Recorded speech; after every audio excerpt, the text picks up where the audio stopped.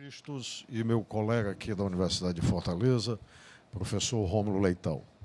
Nos termos do regimento, nós daremos início à sessão pública de defesa da dissertação de Marcelo Basso Leal Vitor, intitulada Os Limites Interpretativos do Exercício da Jurisdição Constitucional pelo Supremo Tribunal Federal, uma análise pautada pela confiança. O Marcelo dispõe de até 20 minutos para a sua exposição e, após, na forma regulamentar, eu passarei as palavras para os examinadores da mesa. Por favor, Marcelo. Obrigado, professor.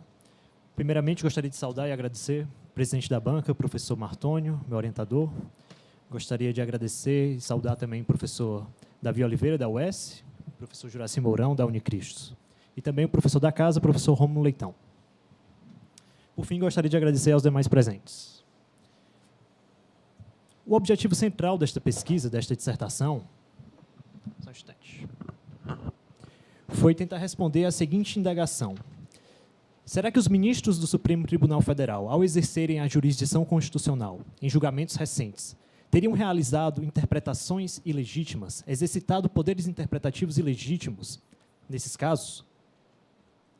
Uma das pressuposições que eu assumi nesta pesquisa foi a de que uma tese sobre a interpretação do direito, ela só tem a ganhar quando ela se fundamenta numa teoria sobre a natureza do direito. Diante disso, eu encontrei no positivismo jurídico exclusivo uma teoria sobre a natureza do direito, chamada teoria do direito como planejamento, que vê o direito como uma atividade compartilhada, institucionalizada de planejamento. E, dentro dessa teoria, eu localizei a noção teórica, meta-interpretativa, elaborada por Scott Shapiro, de economia da confiança, com o intuito de aplicar essa noção à análise dessas interpretações realizadas pelos ministros do Supremo.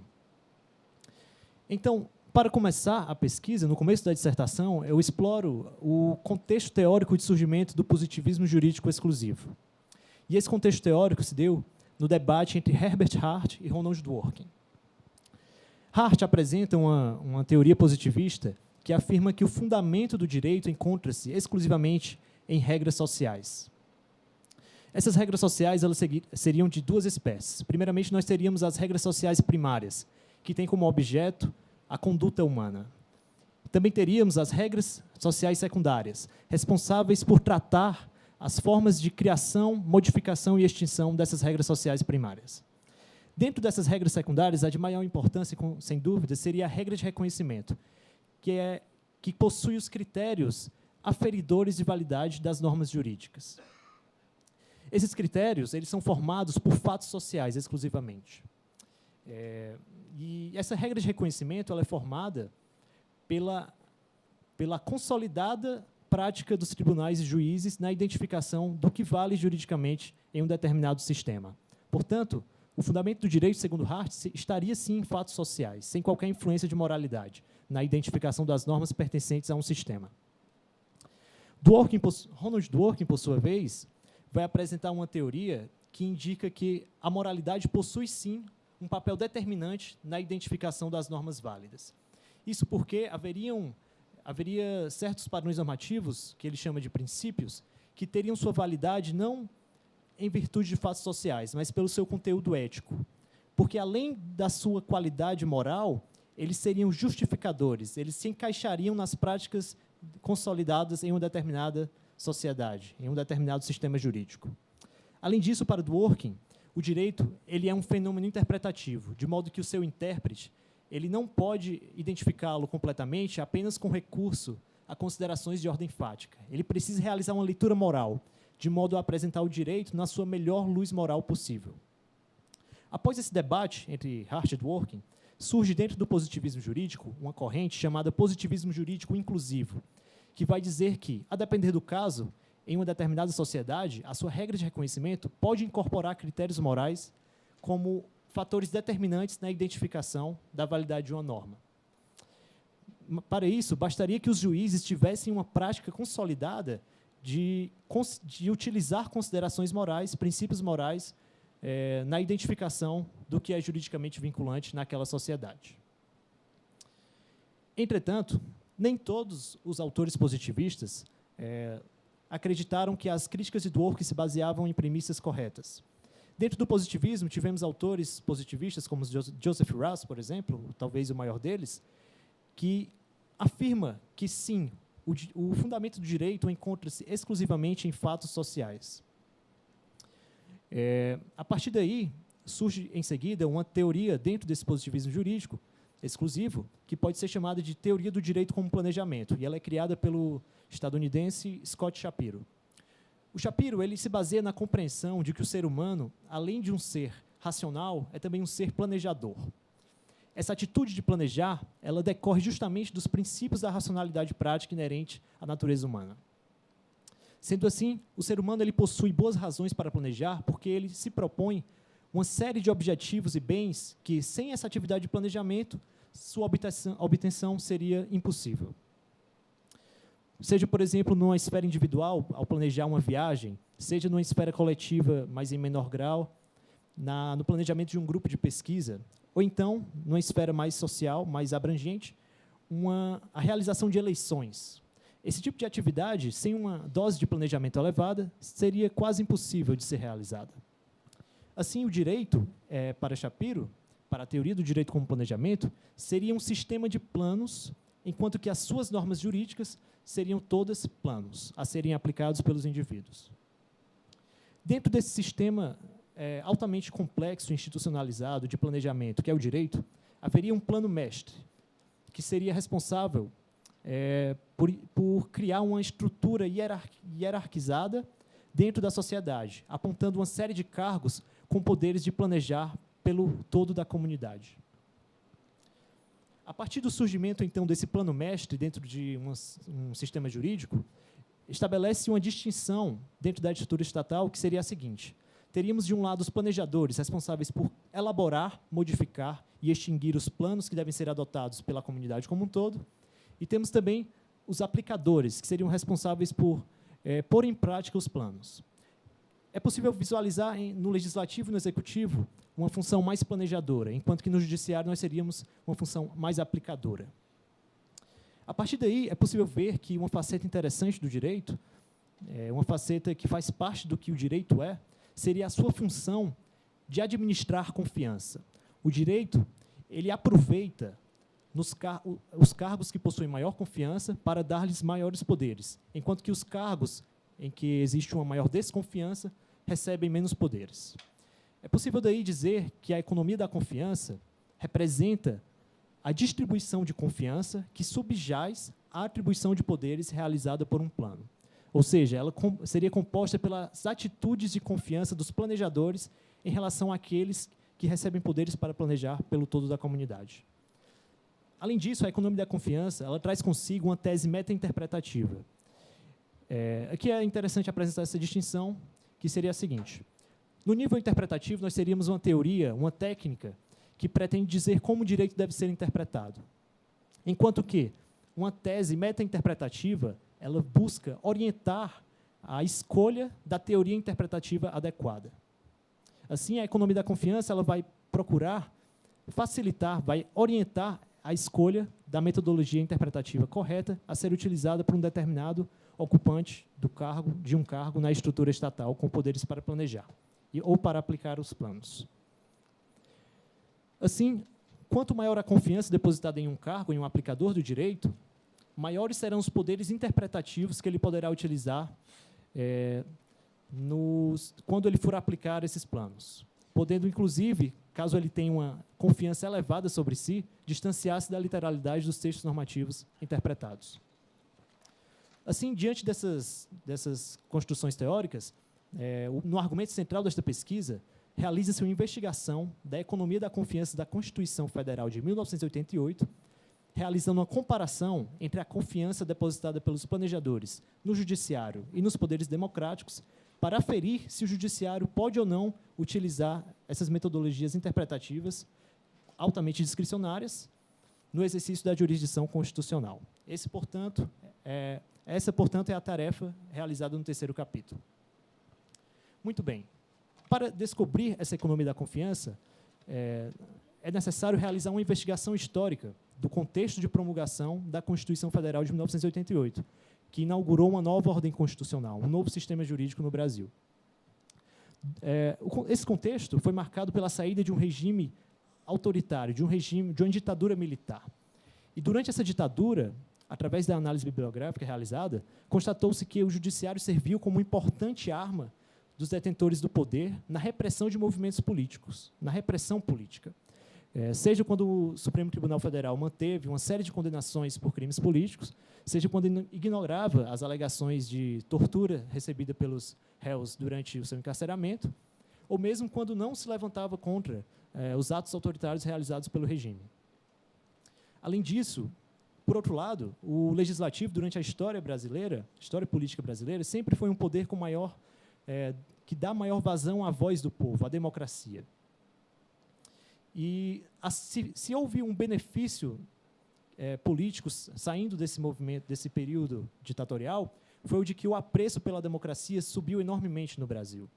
Isso se viu tanto na população de uma maneira geral, com o movimento das diretas já, como também nos próprios membros da Assembleia Constituinte. E essa atitude de apreço pela democracia, ela se traduziu também na configuração dada pelos planejadores à Carta Constitucional de 1988. De fato, ao se realizar uma simples leitura da Carta Constitucional, é possível ver um enorme apreço dado à democracia, ao se estabelecer um Estado democrático de direito aqui no Brasil. E esse apreço elevado à democracia, seja nesse contexto histórico, seja também na configuração dada à Constituição de 1988, ela reverbera numa atitude de confiança maior nos poderes democráticos do que no judiciário. Sendo assim, há um forte argumento jurídico-constitucional, baseado na economia da confiança, para dizer que o Supremo Tribunal Federal, ao exercer a jurisdição constitucional, não pode utilizar técnicas interpretativas que lhe permitam ignorar os limites semânticos do texto normativo interpretado. Além disso, um outro fator que recomenda uma atitude mais restrita, uma interpretação mais restritiva, mais restrita dos membros do Supremo, seria o caráter inerentemente antidemocrático da jurisdição constitucional. Por quê? Porque na jurisdição constitucional nós temos membros de um poder que não são eleitos pelo povo, decidindo questões de grande magnitude política. Diante disso, portanto, temos que, ao Supremo Tribunal Federal, no bojo da jurisdição constitucional, não seria possível utilizar técnicas interpretativas, teorias interpretativas que lhe permitam ir além dos limites de sentido postos pelo texto constitucional e texto infraconstitucional interpretado. Assim, a partir dessa conclusão, eu fui atrás de 3 decisões recentes que demonstram uma atitude dos ministros do Supremo de ultrapassagem desses limites semânticos, sem que houvesse legitimidade para tanto, sem que possuíssem legitimidade para tanto, conforme a economia da confiança. No primeiro caso, nós temos a relativização da presunção de inocência, em que pese o artigo 5º, inciso 57, afirmar que ninguém será considerado culpado até o trânsito em julgado de sentença penal condenatória, os ministros, principalmente o ministro Teori Zavascki, no seu voto, realizam uma espécie de sopesamento, uma harmonização, afirmando que seria necessário seria necessário dar cumprimento à efetividade da função jurisdicional do Estado. Dessa maneira, ele utiliza esse sopesamento de forma a burlar o texto expresso, a regra expressa da Constituição, inscrita no artigo 5º. O segundo caso analisado foi o da restrição do foro por prerrogativa, em que pese não houvesse qualquer possibilidade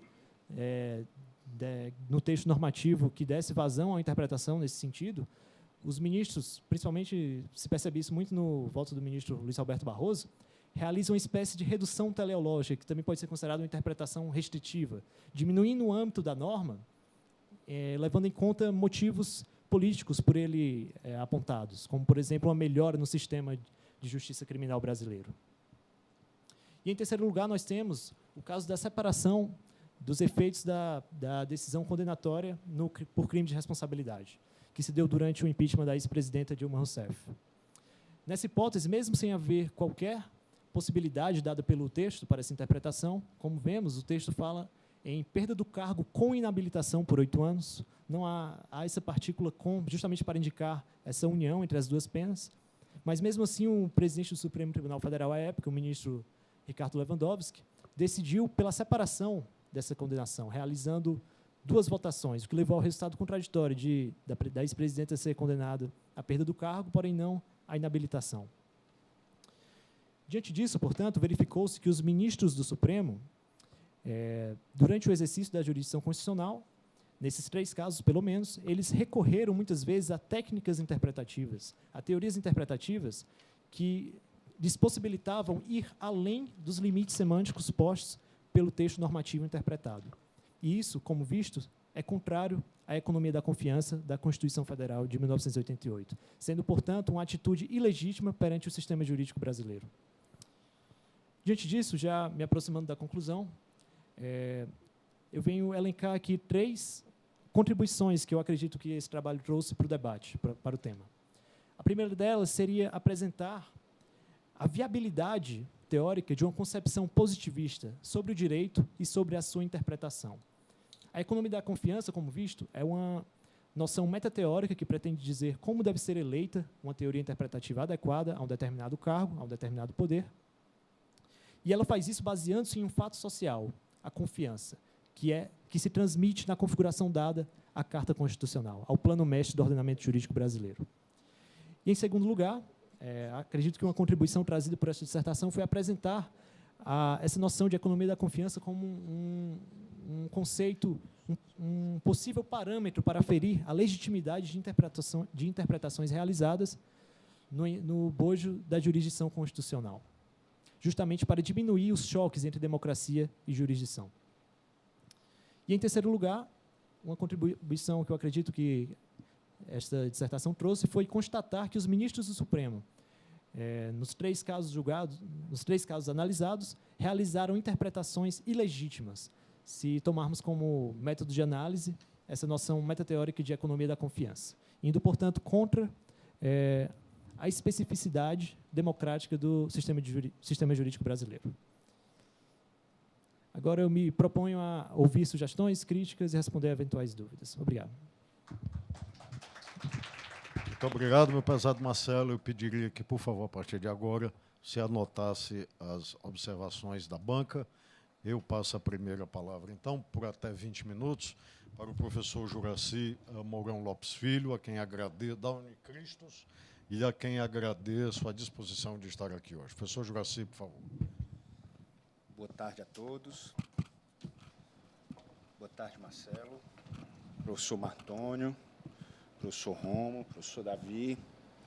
Grande satisfação de estar aqui, que eu considero também aqui o programa da Unifor Minha Casa, foi aqui onde eu fiz meu doutorado com muito orgulho, onde eu aprendi muito, tendo como orientador o professor Martônio. Então, Marcelo, o primeiro elogio que eu faço é pela sua escolha de orientador, que não poderia ter feito a melhor escolha, porque foi a mesma que eu fiz quando eu estava aqui no programa, nos tempos do doutorado.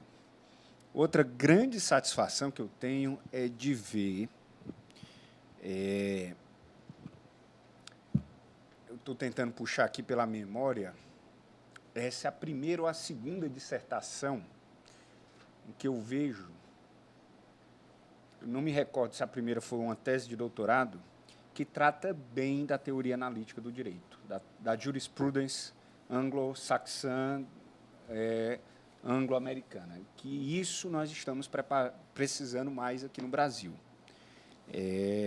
E da maneira que você fez. Fico muito feliz, por exemplo, do Dworkin ser colocado adequadamente no seu berço, que é dessa discussão da jurisprudência, e não falar do Dworkin como um expoente do neoconstitucionalismo, o que é um animal exótico em terras desconhecidas e que, portanto, deu resultados não tão felizes, principalmente aqui no Brasil.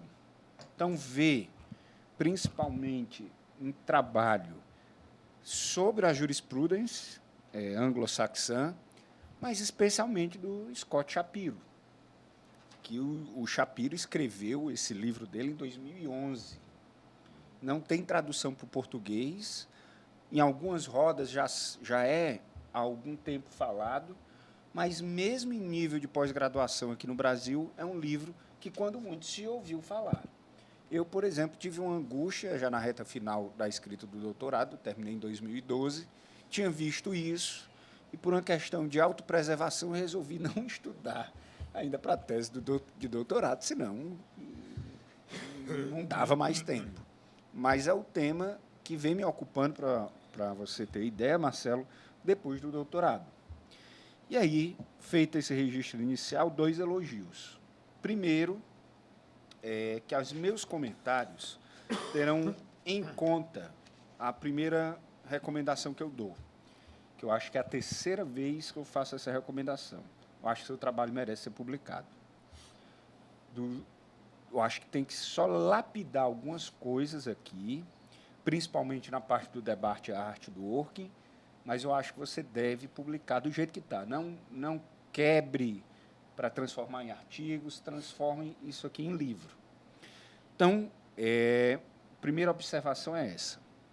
Considerando, portanto, a minha sugestão de você publicar a respeito do primeiro capítulo, que é sobre o debate à arte do working, eu tenho algumas sugestões a fazer para você dar mais precisão, porque da teoria analítica, da jurisprudência, o que se fala mais, o que vem se falando mais é do debate à arte do working.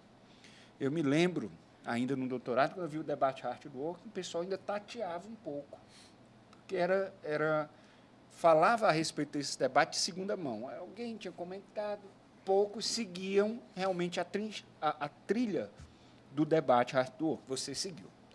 Eu não vi nenhum constitucionalista de origem tedesca, de origem espanhola, que você citou para falar do debate do working. Você foi no debate à arte do working.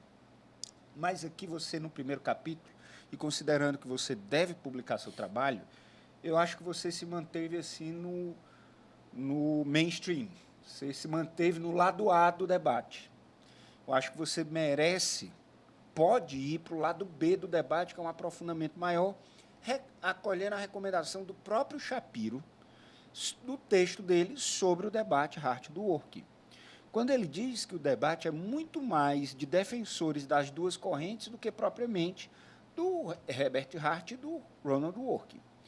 Por que eu estou falando isso? Porque você focou no mérito, no cerne do debate, você citou o conceito de direito, você citou o modelo de regras 1, falou do império de direito e o pós-escrito.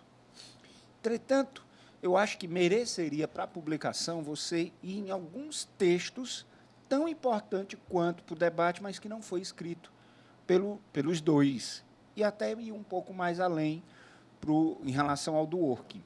Então, eu recomendo, por exemplo, você explorar mais o texto do David Lyon, de 1977, que foi a primeira e mais contundente crítica ao Dworkin, que inspirou o pós-fácil do Hart, de 92.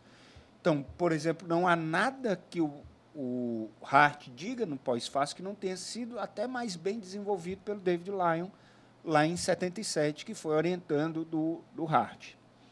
Um outro texto que você citou, mas eu acho que mereceria ser explorado mais, é o do Brian Leiter, que diz que o debate já encheu o saco. Então, até para justificar você fazer sua dissertação falando do debate, eu acho que merece você enfrentar esses argumentos do Brian Leiter. E também o texto do Russ, que aí o nome eu não me recordo, que é a primeira crítica do Russ ao Dworkin, que o Dworkin responde no modelo de regras 2. Que aí eu acho que também seria um lado B do debate. Quando se fala do debate à arte do Dworkin, se fala do modelo de regras 1, o império do direito, o conceito de direito e o pós-fácil. Esquecem o modelo de regras 2, que eu tenho certeza que ninguém entende. Quem diz que leu o modelo de regras 2, que é o 4º capítulo do Levando os Direitos a Sério, entendeu? Não entendeu. Por quê? Para entender o modelo de regras 2, tem que ter lido esses textos. O texto do David Lyons e deve ter lido o texto do Joseph Russ, em que o Dworkin dá a resposta, especialmente em torno do conceito de princípios. A crítica que o Russ faz nesse primeiro escrito a respeito de uma defesa em torno do que seriam princípios. E o Dworkin responde, e aí moldando bem o conceito dele de princípios não mais como uma norma aplicada no tudo ou nada, que é o que a gente não aplicava no tudo ou nada, mas sim por ponderação, que é o conceito que ficou famoso aqui, que coloca o Dworkin ao lado do Alex. Ele simplesmente defende, redargue todos os conceitos de princípios do Raz para dizer, mas nenhum desses conceitos de princípio que o Raz está dizendo tem o que eu considero importante como princípio, que é ter a validade por um peso moral e não uma regra de reconhecimento determinada pelo pedigree. Então, acho que no primeiro capítulo você deve explorar esse lado B do debate, para não ficar, embora você tenha feito muito bem, colocado muito bem o debate Hart-Dworkin, outras pessoas que vêm estudando isso já colocaram bem a respeito do debate Hart-Dworkin. Tem algumas outras coisas, Marcelo, que eu acho que você poderia colocar e que eu acho que mereceria atenção na página 30, mas tem antes também. Quero chamar primeiro a atenção num ponto. Vamos logo para a página 14. Logo quando você começa falando do debate, fala do Hart, 61, e fala que ele tentou desenvolver a teoria dele, e aí é onde está um ponto importante no debate, que tem a ver com o que eu vou falar no capítulo 2 e no capítulo 3. O debate, os dois, no final, terminam dizendo, estávamos falando de duas coisas diferentes. Então, enquanto estava falando de carros, o outro estava falando de avião. E tem a ver com um problema epistemológico e metateórico. Em que sentido? Em que você fala que o Hart quis fazer uma teoria do direito por meio de inquirições fáticas. Ok, mas a diferença do que o Hart faz em relação ao Austin e ao Bentham é a maneira como é que ele enxerga esses fatos. E há uma parte do livro do Hart que é pouco explorada, que é o prefácio, feito por ele mesmo, que ele diz que vai desenvolver uma teoria de sociologia descritiva.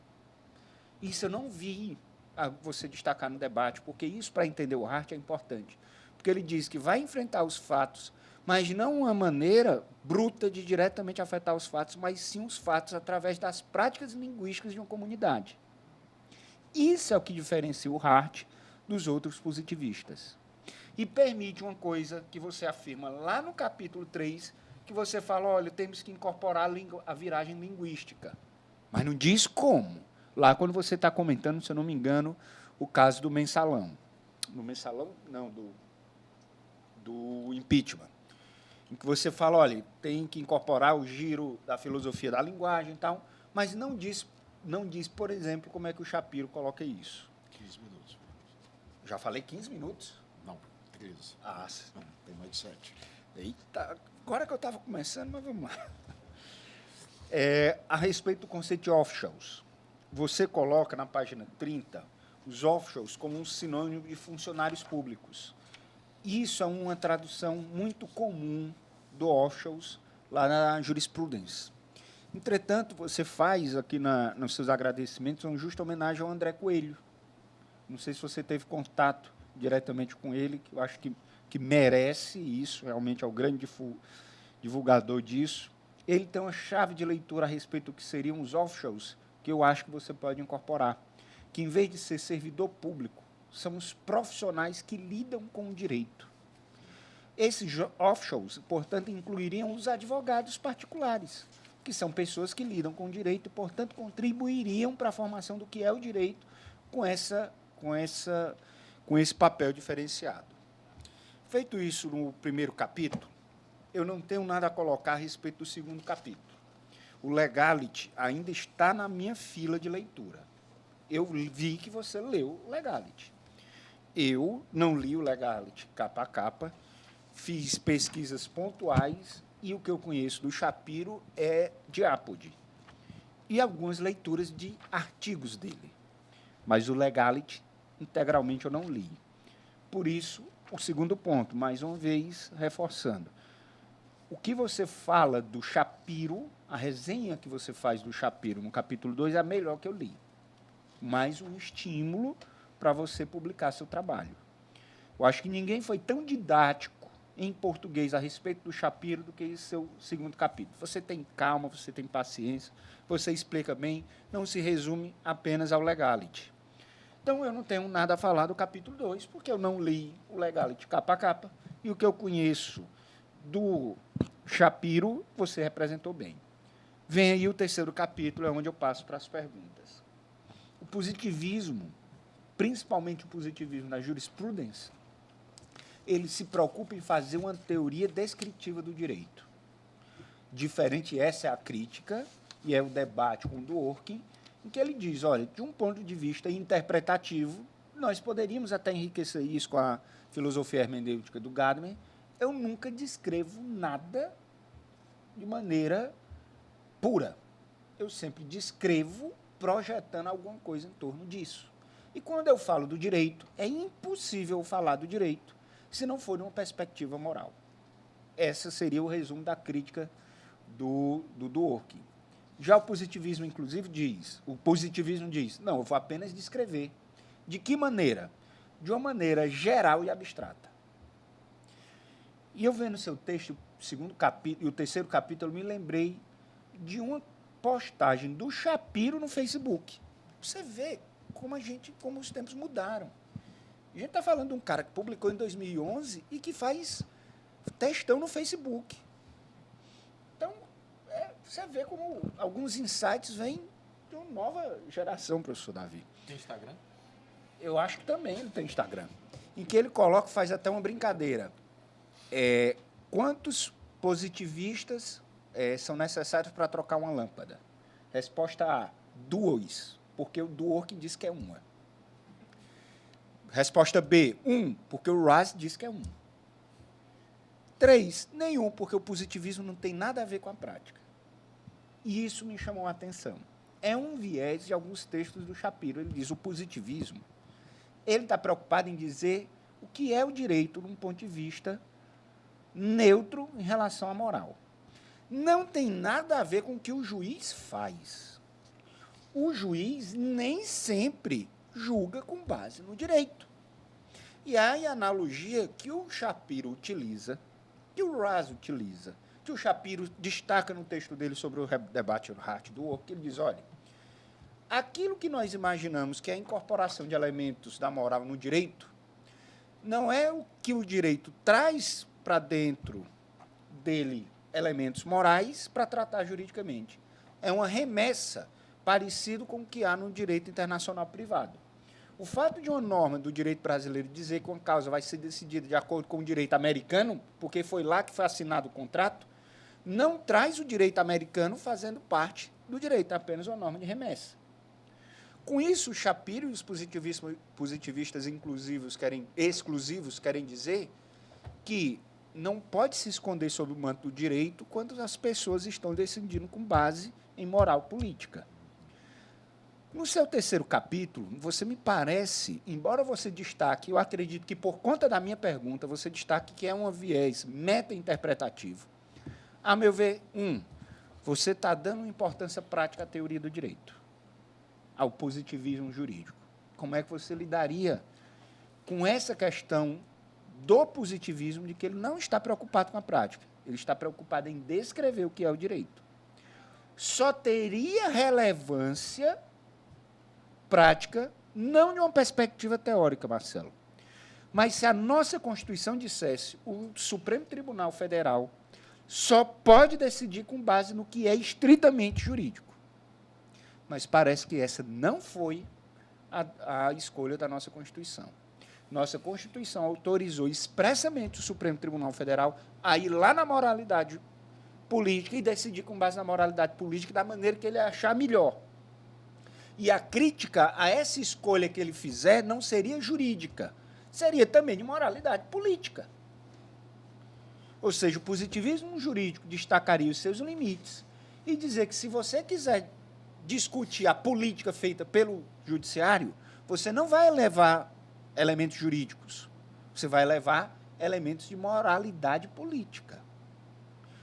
Exemplo, quando o Gilmar Mendes diz, em vários desses julgamentos que você citou, mas principalmente no habeas corpus, eu estou terminando, professor Martoni, quando o Gilmar Mendes diz lividamente. Não. Eu gostaria de decidir de maneira diferente, mas assim é o direito. Não. Ele está muito mais encobrindo o que ele realmente está fazendo, que ele deveria estar dizendo, não é que assim ele está fazendo isso porque a Constituição está determinando. Ele deveria estar dizendo, olha, eu entendo assim por questões de moralidade política, que eu entendo que são melhores essa. E o limite do direito foi lá atrás, traçado no precedente do Supremo a respeito disso. Porque aí vem a minha segunda pergunta. Então, a primeira seria, você não teria utilizado, então, a teoria descritiva do Shapiro com viés normativo? Você não estaria dizendo que o direito deveria funcionar como o Shapiro descreve e estaria dando um sentido diferente? Segunda pergunta. O positivismo jurídico e a sua economia da confiança não seria satisfeita dentro de uma perspectiva do positivismo exclusivo, com simplesmente dizer, mas tem que seguir o precedente do Supremo. Ah, mas o Supremo mudou. Aí você tem que começar a adivinhar como é que o Supremo vai decidir. Essa é a sua economia da confiança. O que é jurídico? O que é jurídico? Ouça o Supremo. Ah, mas o que ele está dizendo está errado. Então, vá para a moralidade política, porque a Constituição autorizou o STF também decidir politicamente, portanto, sua crítica é política e não jurídica. Seriam, basicamente, as duas perguntas. No mais uma vez, me resta parabenizá-lo e dizer o quanto eu gostei do seu trabalho. Nós temos, lá na Unicristo, um grupo de estudo formalmente constituído para estudar a teoria analítica do direito. Você já está convidado a se fazer presente lá. Muito obrigado, professor Juracy. E eu confesso, Marcelo, que gostaria de estar no seu lugar para enfrentar essas perguntas do Juracy, mas eu falo depois. Marcelo, por favor, até 15 minutos para a resposta às duas perguntas do professor Juracy. Obrigado, professor Juracy, pelas sugestões, pelas perguntas. É sempre muito empolgante ver outras pessoas, ter contato com outras pessoas que estudam teoria do direito e lutam pela sua divulgação aqui no Brasil, né? Inclusive, gostaria, sim, de conhecer o grupo de pesquisa. Quanto às sugestões que o senhor fez em relação ao primeiro capítulo, eu vou acatar todas, vou buscar explorar bem mais esse lado B, realmente, quando for dar uma melhorada para a publicação, eventual publicação. Inclusive, eu acredito que eu cheguei a citar o artigo do David Lyon e do Brian Leiter, mas realmente não fui fundo neles. Peguei realmente mais considerações sobre as questões centrais do debate, né? Quanto à questão das práticas linguísticas, eu concordo quando o senhor diz que essa é uma diferença grande de Hart para Bentham e Yossi, porque realmente isso foi algo que eu vi tanto de comentários vendo trabalhos do professor Davi Oliveira, da banca, como também vendo o livro do professor Ronaldo Porto Macedo, em que ele trata justamente dessa revolução trazida pelo Hart, que, de certa forma, se baseou bastante em Wittgenstein, que, como eu vi também no trabalho do professor Davi, e isso é algo realmente que é visível na teoria dele. Inclusive, ao tratar da textura aberta das normas jurídicas, eu abordo esse paralelo que tem entre a teoria de Hart e Wittgenstein nessa questão de práticas linguísticas, né? E quanto à questão da tradução de officials, eu confesso que eu fiquei bastante em dúvida em que termos utilizar, se funcionário, se ocupante de cargo público, mas aí ficaria uma expressão muito longa e não tão prática. Mas eu gostaria realmente de ir atrás dessa ficha de tradução do professor André Coelho. Eu tenho certeza que facilitaria bastante e melhoraria bastante o trabalho. A respeito das perguntas, a primeira delas em relação a se eu não estaria dando um viés normativo ao positivismo do Shapiro. Inclusive, é uma discussão que há entre alguns autores que comentam a obra dele sobre se essa proposta metateórica da economia da confiança não teria realmente um caráter normativo. Eu acredito que não. Eu acredito que a forma como eu utilizei no trabalho, como eu acredito que foi a intenção do Shapiro estabelecer, traz a ideia de que o direito ele tem essa função de administrar confiança. Essa é uma tese descritiva. E para que ele possa cumprir essa função, para que ele exista de forma regular, é necessário que essa função não seja como posso dizer, não seja frustrada. E desrespeitar a economia da confiança significaria frustrar essa função que faz parte da essência do direito. Então, eu não acredito que eu estou dando motivos políticos para a economia da confiança ser respeitada. Eu acredito que são motivos de ordem descritiva mesmo. Quanto à segunda pergunta, em relação à autorização que a Constituição daria para o STF ir até a moral, né? Eu acredito que sim, que há uma grande dose de confiança no judiciário, na ordem constitucional brasileira, inclusive com essa autorização para ir à moral, mas, da leitura da economia da confiança que eu realizei, eu acredito que existem fortes argumentos, fortes indícios de que, nessa ida à moral, o STF não pode ultrapassar essas regras constitucionais explícitas, como ele fez nos casos analisados. Eu acredito que, então, que, por mais que haja uma confiança no judiciário, nesse aspecto, ela é contrabalanceada, ela é compensada pelo alto grau de confiança dos poderes democráticos, que justamente levaria a essa atitude mais restritiva na hora de exercer a jurisdição constitucional. Por fim, quanto à questão dos precedentes, eu confesso que eu não explorei em nenhum momento na pesquisa essa parte, questão dos precedentes e a função o papel que eles poderiam desempenhar nesse quadro. E, inclusive, já vejo como um próximo caminho para explorar isso. E acredito que a proposta que o senhor deu faz sentido, e acho que é uma proposta bem viável, a questão de analisar a decisão judicial como uma fonte social em relação à economia da confiança, né? Eu, inclusive, gostaria de explorar isso mais a fundo. Obrigado, professor. Passo a palavra, então, ao professor Davi Oliveira, a quem também agradeço a disposição de estar aqui hoje conosco. Professor Davi.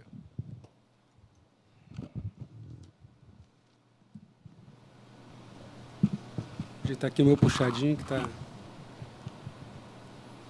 pouco apertado. Vamos lá. Primeiro, agradecer o convite, dizer que é um prazer estar aqui, corroboro as palavras aqui do professor Juracy. Acho que é um prazer a gente ter um trabalho denso e didático. Assim, não é fácil fazer o que você fez. A gente é muito trabalho para se concentrar em um momento como esse, em que meio que se coloca você na posição de se defender, mas acho que a postura da banca é no sentido de contribuir com o seu trabalho. Quero agradecer o convite à banca, especialmente ao professor Martônio. Vejo também assim, o zelo do orientador com você, com o seu trabalho, e vejo que o que você trouxe para a gente na qualificação já estava bem avançado o trabalho realmente, né?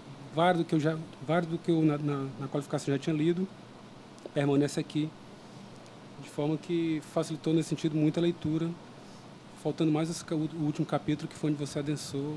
Esse primeiro capítulo já estava mais ou menos na linha do que está aqui. Então, vamos lá.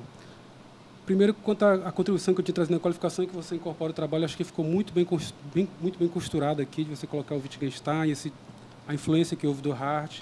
É um debate que passa muito, aqui em Fortaleza, pelo menos, o pessoal esquece disso, fala de Hart como se tivesse ele sido um gênio que tirou tudo do nada, e, na verdade, tem uma influência muito forte do segundo Wittgenstein, na teoria dele. Assim como o primeiro influenciou Kelsen, né?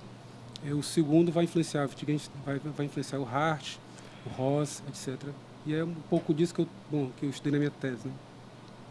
Então, dizer que está muito bem feito e parabenizá-lo pela costura que você fez aqui. Eu gostei muito também do segundo capítulo, onde você coloca lá a teoria do Shapiro. Acho que concordo também com o Juracy. É um trabalho que foi muito bem feito. Não é fácil fazer o que você fez.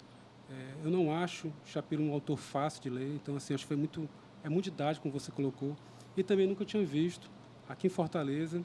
Em Recife, eu fui doutorado em Recife. Em Recife, a discussão ela está bem mais avançada do que aqui em Fortaleza, a discussão lá.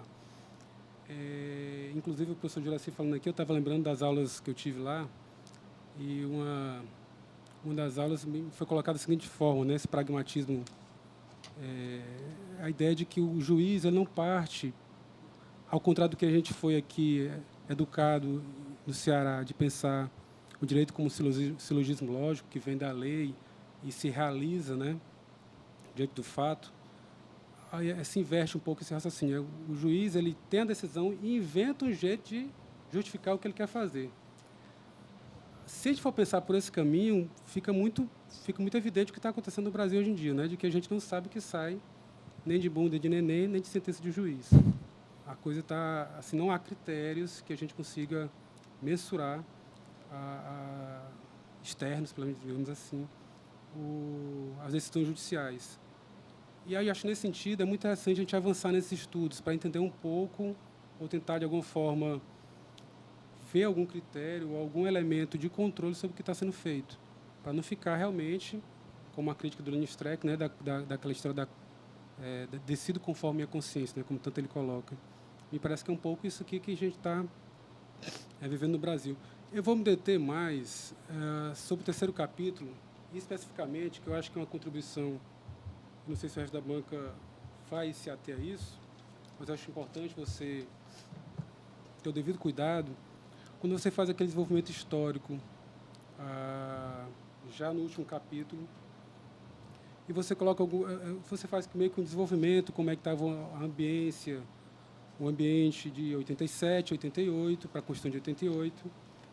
E eu acho que seria interessante você coloca no final, na verdade, uma certa resistência, mas eu acho que talvez você pudesse construir isso de uma forma mais, digamos, complexa mesmo. Assim. O ambiente de 87 não era um ambiente tão tranquilo. Eu digo isso porque você parte da ideia de confiança, e como você coloca aqui no trabalho, parece que a confiança é algo de um legislador acima da sociedade, dizer, olha, o ideal é que você faça isso e realize. E, na verdade, a confiança no sentido a confiança absoluta, no sentido de competência, né, que a gente encontra na Constituição, ela foi disputada à tapa.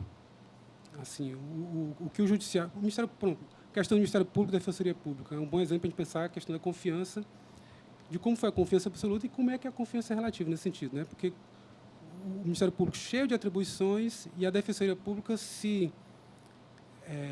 faz um trabalho muito... se a gente colocar... Tanto que teve uma cisma, há um tempo atrás, do Ministério Público querendo vedar algumas competências da Defensoria. Que a Defensoria, dizendo que avançava, na verdade, está fazendo o que ela devia fazer e o Ministério Público não fazia. Então, assim, fica essa questão das competências é muito interessante a gente pensar. Inclusive, fica uma dica, de repente, se você quiser depois pensar sobre isso. Acho que valeria algum estudo nesse sentido. Outro exemplo que eu queria trazer é a questão, por exemplo, da competência dos militares. A minha tese de doutorado, eu discuti isso. A gente vê claramente que os militares, o lobby militar foi fortíssimo para ter a competência que eles adquiriram. E nesse sentido de confiança, vamos lá, para você ter ideia, durante a Constituinte, os militares tinham 2 andares do Congresso Nacional, daquele prédio principal, 2 andares, só para lobby em cima de sua competência. Então, pegavam deputados, levavam de jatinhos para, sei lá, para a AMAN, para alguns estabelecimentos do Exército, para eles verem aquilo ali e tentar convencer das prerrogativas que eles queriam construir. Quanto à questão do... E, recentemente, agora a gente... Bom, isso dá uma noção do descontrole civil que existe no Brasil sobre os militares, de como há um poder forçado na Constituinte e que se realiza hoje em dia a partir de um lobby muito grande. Isso eu não vi no seu trabalho. Eu acho que seria muito interessante tentar trazer, ou pelo menos tentar dialogar de alguma forma, como você traz essa base histórica aqui, para esses elementos, que isso não é construído de uma forma ideal, mas é um discurso histórico, é uma construção materialista mesmo, do ponto de vista dos acontecimentos que se sucederam, né? O que também me lembrou nessa discussão a questão da desconfiança que existe dos militares sobre as instituições civis, né? Recentemente foi tirada a competência para julgar crimes comuns por militares para a justiça militar. Quer dizer, isso não está estanque, isso está em desenvolvimento, e eu acho que seria interessante, eu não vi isso aqui, eu penso que seria interessante você trazer um pouco disso para o seu trabalho, nesse capítulo, né, nessa parte. Mais à frente você traz o seguinte trecho, né? Bom, você traz aqui alguns autores, traz até aqui o Goffredo Teles Júnior, e, por exemplo, nesse momento aqui você podia trazer o Miguel Reale, que é um contraponto aqui. O Miguel Reale foi um crítico da Constituinte de 87, o Miguel Reale pai, né? Dizia que era um desvirtuamento da Revolução de 64, quer dizer, é um cara muito estudado aqui na graduação de Direito, e é um cara ligado em toda a sua história com o integralismo, esteve ali junto do Anauê, com o pessoal ali vendo questões, digamos, mais teóricas sobre o integralismo brasileiro, e que foi um crítico da Constituinte. Você passa aqui como se fosse uma coisa, um desenvolvimento natural de chegar ao debate de 88, quando, na verdade, estava em intensa disputa e não foi fácil conseguir o que se conseguiu. Quer dizer, o debate de 88 foi um debate que hoje em dia é tido como coisa ruim para o Brasil, né? O debate atual político, pelo menos, coloca isso como um elemento ruim, como se a Constituição fosse ruim. Foi muito importante, foi um avanço muito grande que se deu com o que se tinha, né? Isso é tão forte isso que sobre o debate de anistia também de 88, um general, que é o general Gonçalves Cardoso, se não me engano, chegou a dizer que se a anistia que se estava se discutindo no Congresso passasse, ele ia fechar o Congresso. Para você ter uma ideia do âmbito, do ambiente que tinha em 87, né? Então, me parece que seria muito interessante você avançar com essas questões aqui, colocar, por exemplo, trazer o Miguel Reale. Eu tenho esse texto, eu posso lhe passar, em que ele critica a Constituição de 87, e colocar um pouco essa tensão, pelo menos tensionar mais esse texto, acho que ficaria muito interessante.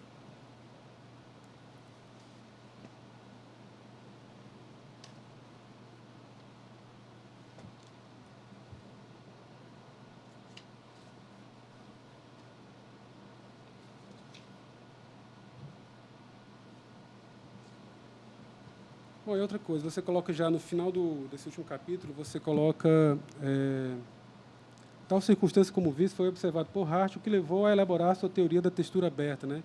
Ele deve muito Hart ao Weizmann, né? Que é aquele cara do Círculo de Viena. Eu acho que você podia também, inclusive tem um autor que você cita, que é, deixa eu pegar o nome desse autor, que ele fala disso.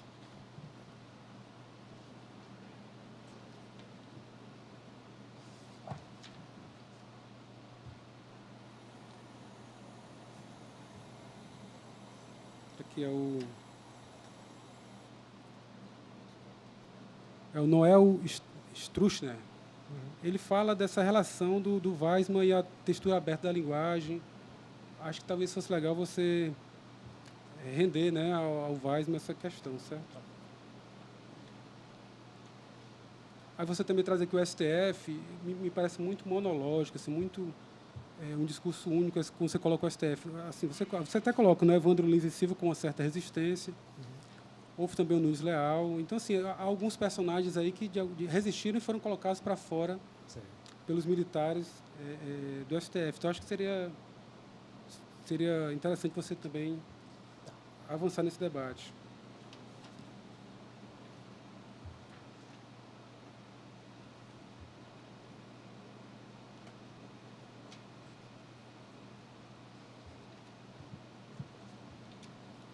E, por fim, a última consideração, já na página, no fim mesmo, 175, você fala o texto constitucional deve ser encarado como limite de toda interpretação. Isso me lembra muito Lênin Streck, as colocações dele. Então, acho que também seria interessante. Inclusive, você cita mais abaixo o Streck. E aí, talvez fosse interessante você dialogar um pouco aqui com essa ideia dele. Acho que daria um volume para a sua ideia muito relevante. Bom, as contribuições são essas. Quero lhe parabenizar. Concordo com o professor Juraci que é um trabalho para ser publicado. Eu não sei quais são as suas pretensões para doutorado. Eu também não sei como é que está a pontuação para doutorado. Mas se a pontuação para doutorado exigir artigos, faça artigos aqui, que é facilmente publicável. Acho que há muito interesse, há muita gente querendo ler o que você escreveu aqui. E parabenizá-lo e agradecer pelo convite. Muito obrigado. Obrigado.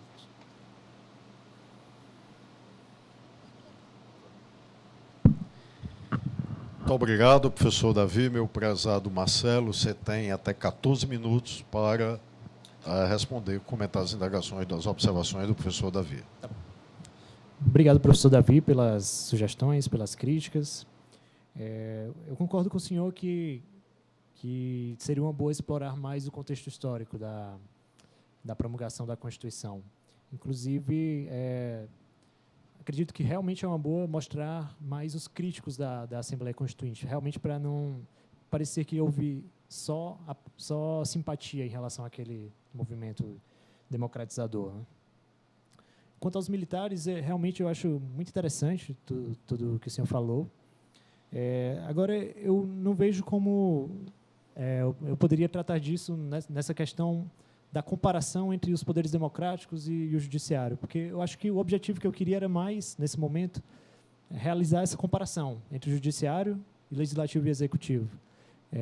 Mas eu realmente acho uma boa dar um exame melhor nesses outros polos de poderes durante a redemocratização. Inclusive, vou atrás de explorar melhor esses detalhes. Quanto à questão do Hart com a textura aberta, eu realmente desenvolvi essa ideia no primeiro capítulo, né, de como Hart baseou muito dessa teoria em Wittgenstein, mas realmente faltou explorar essa parte do Weismann. E, inclusive, vou explorar melhor esse detalhe para acrescentar no trabalho. Também vou melhorar essa demonstração de resistência dentro do STF, que realmente eu meio que me limitei mais a indicar o nome do ministro Evandro Lins e Silva, né? Talvez fosse uma boa realmente explorar melhor como se deu esse afastamento dos ministros da corte.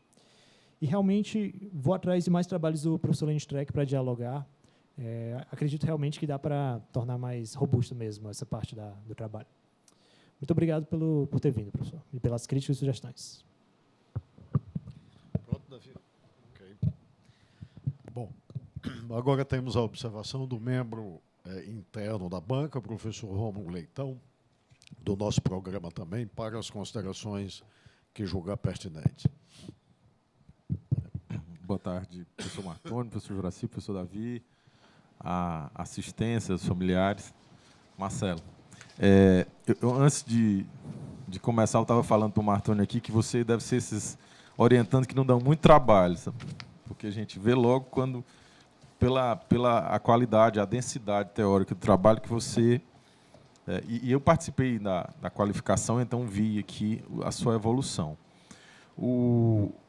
Também concordo com os dois outros colegas em relação à publicação. Com certeza, eu fiquei muito satisfeito de ler a sua dissertação, principalmente o capítulo 2. Se o Juraci vai pular o capítulo 2, que dirá eu? Porque realmente eu não li o livro do Shapiro, mas pude com esse seu capítulo 2, ter uma noção bem própria, bem próxima do que trata. E você tem uma virtude de escrever mais ou menos como você com calma, né?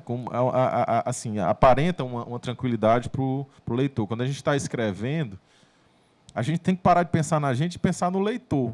O leitor é a pessoa mais importante de um texto, não é você que escreveu, é o que o leitor. Então, você tem uma prosa muito interessante para a gente ver. Eu vou tratar do capítulo 3, que é mais ou menos onde a gente converge o pensamento e também é uma linha de estudo minha, que é essa questão da judicialização, em geral, já na dissertação de mestrado.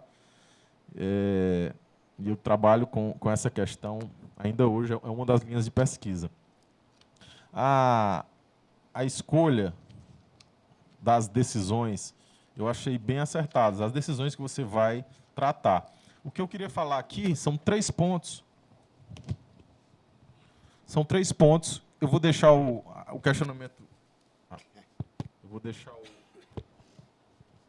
Vou deixar o questionamento do Juraci para o Martoni responder, que ele está aqui impaciente para falar. Eu vou só dizer... É um ponto que eu queria que você falasse. É a questão do moralismo, que a gente tem até um orientando nosso aqui, que a gente escreveu junto sobre o Supremo Tribunal Federal e o moralismo das decisões, naquelas recentes decisões lá de afastar senador, afastar deputado, que o limite do texto constitucional semântico foi ultrapassado em nome de um moralismo. É para aquém de qualquer teoria interpretativa. Não tem um para além, aqui é para aquém de qualquer teoria interpretativa. O que está se decidindo é com base num moralismo rasteiro, eu diria até rasteiro, sem preocupação com o texto da Constituição, nem com a questão do Constituinte. Eu não estou falando da moralidade administrativa. Então, essa é uma questão que eu queria que você comentasse, a questão do moralismo, aqui nesse capítulo 3. A segunda uma provocação. A opção do Constituinte pelo controle de constitucionalidade judiciário, já não é não indica um alto grau de confiança? Será que essa opção, não pelo controle político da França, mas o controle judicial, já não é uma abertura? Eu não quero que seja, mas já não é uma abertura? E, por fim, aquele caso, que eu acho um caso interessante, do julgamento da Dilma. Ali, naquele momento que o Lewandowski separa a pena, os dois julgamentos, ali ele não era Supremo. Ali ele era presidente do Congresso Nacional. No julgamento do impeachment, salvo engano, quando sai o presidente do Congresso e assume o presidente do Supremo, sai o presidente do Senado e assume o presidente do Supremo, mas como Congresso Nacional, como Senado Federal. Como Senado Federal. Para que todos os senadores possam julgar. Então, você colocou na crítica do Supremo, mas ali eu não sei se ele figura. Ali se era o Supremo que estava julgando. É só uma questão, porque é das hipóteses que você está tratando, então é interessante analisar esse viés que eu pude perceber. Muito obrigado. Essas as considerações. Marcelo, por favor, devolvo-lhe a palavra para comentar as oportunas considerações do professor Rômulo.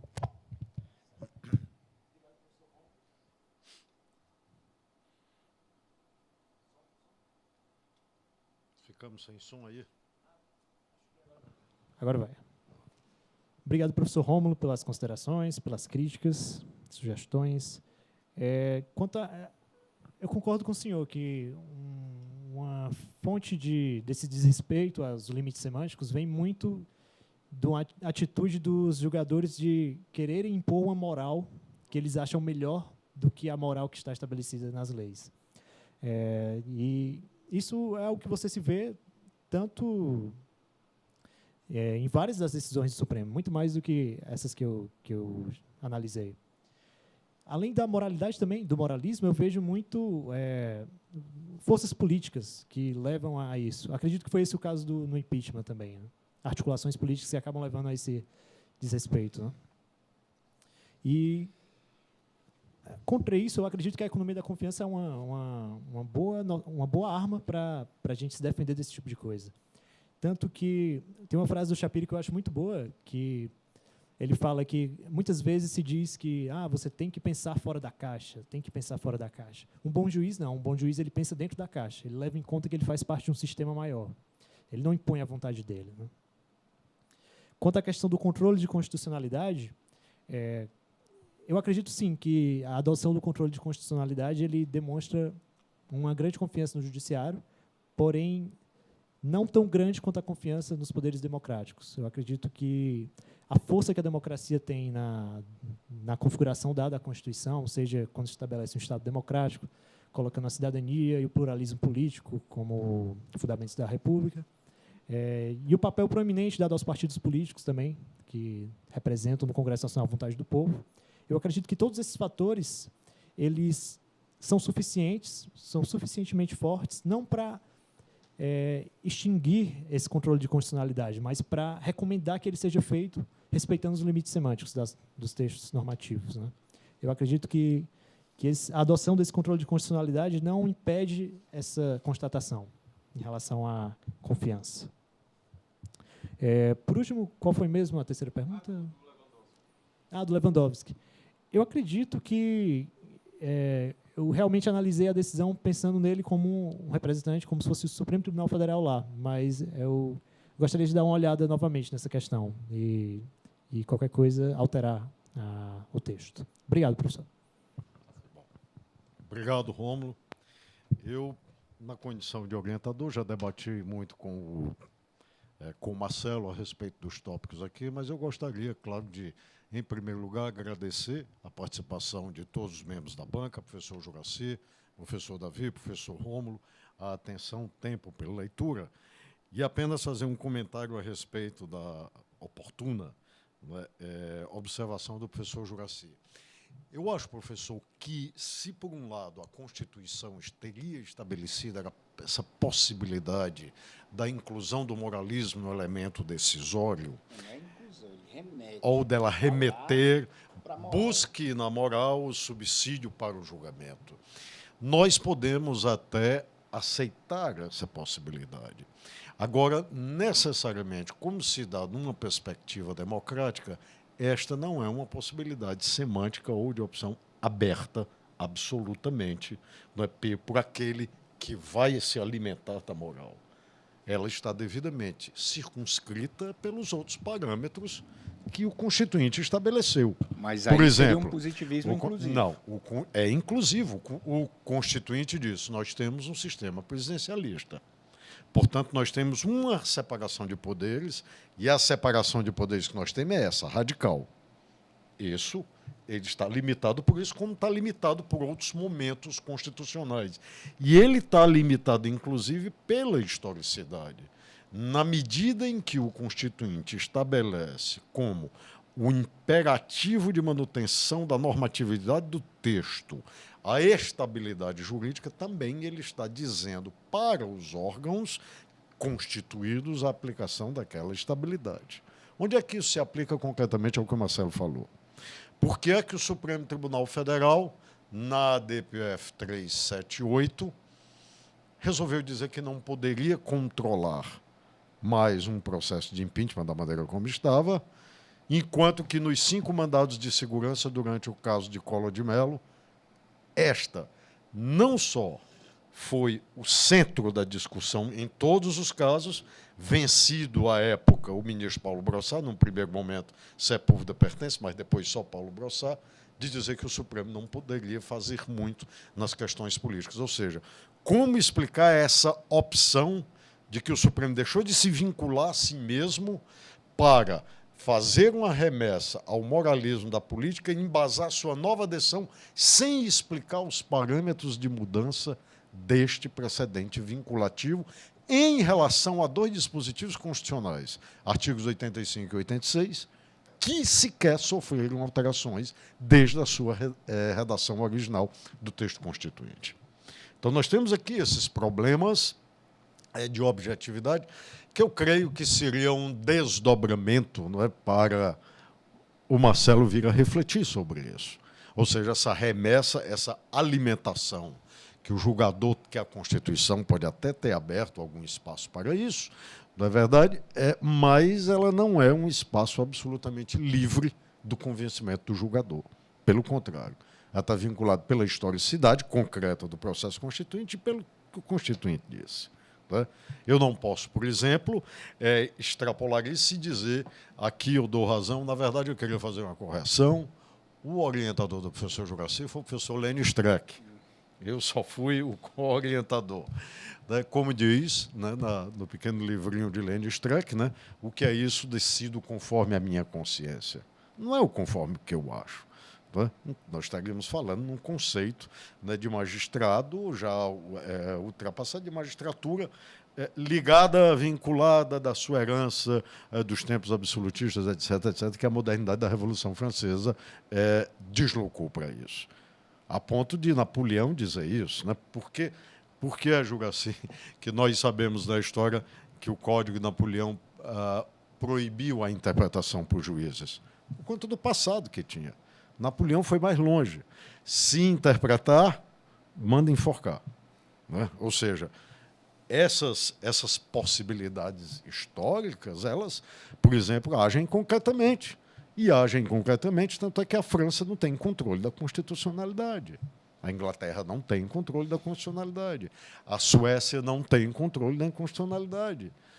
A Carta de Direitos do Canadá foi mais longe, estabeleceu a cláusula de derrogação, a possibilidade do parlamento rever uma decisão judicial que eventualmente exorbite, né, na avaliação do parlamento o seu poder. E, ao que me consta, são todas democracias estabilíssimas e há bastante tempo. Né?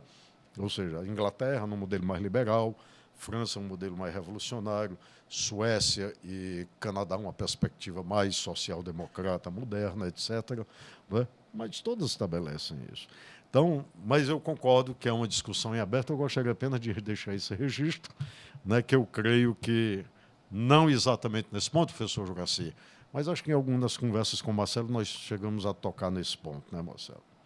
Bom, então, eu pediria a audiência, por favor, que, atendendo à forma regulamentar, deixasse o recinto enquanto a banca delibera. Bom, retornando então aos trabalhos, eu me reservarei apenas a obrigação de ler aqui a parte da ata, já que a parte geral é mais conhecida, abrimos os trabalhos, as bancas fez a observação. Então, retornados os trabalhos, o presidente da banca examinadora comunicou a atribuição do conceito aprovada à dissertação, outorgando o mestrado do título de mestre em Direito Constitucional. E, desta forma, então, a ata vai assinada pela Secretaria do Mestrado, por todos os membros da banca, e eu declaro, então, encerrados os trabalhos e parabenizo o Marcelo por essa conquista.